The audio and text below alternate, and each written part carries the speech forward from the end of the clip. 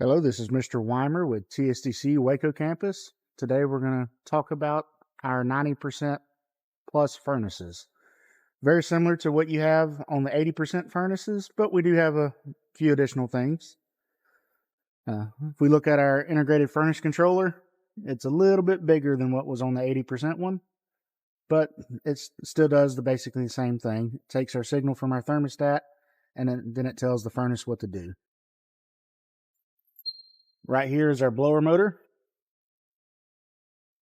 If we move up to this upper cabinet, we got a few more items that aren't in the 80% furnace. So this big black tub right here, that's going to be our induced draft motor assembly. This little white thing here is our condensate pump for our secondary heat exchanger. If you notice on this one, we've got multiple air proving switches. This is for different stages of gas. Because this has a variable gas valve in it, we can go from very low pressure to a little bit higher pressure to increase the heat. Again, this is our gas coming into the system. This is our gas valve. This black pipe here is our gas manifold. Same concept. We still have the little brass spuds. On this one, there's 4 of them. We have 4 in-shot burners. Except for now, if we look closely, we have 2 flame rollout switches on this one, because we have a low stage and a high stage.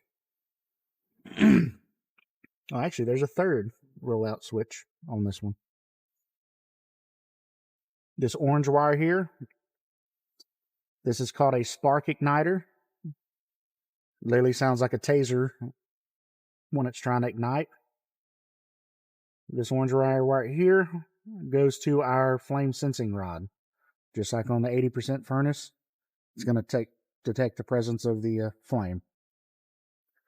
A little different flue pipes on here. If we look, we have PVC instead of that galvanized B-vent. The reason we have PVC is because the flue gases in a 90% furnace are much cooler. We actually want the flue gases to condense, come back in through this tube right here, and it'll fill in this secondary heat exchanger. By doing that, it allows our system to capture more of the heat instead of just blowing it out the roof of the house. That's how these achieve such high efficiency. All right. That pretty much sums up the difference between an 80% and a 90% furnace. If you have any more questions, please get with your instructor and they'll assist you the best they can. Thank you.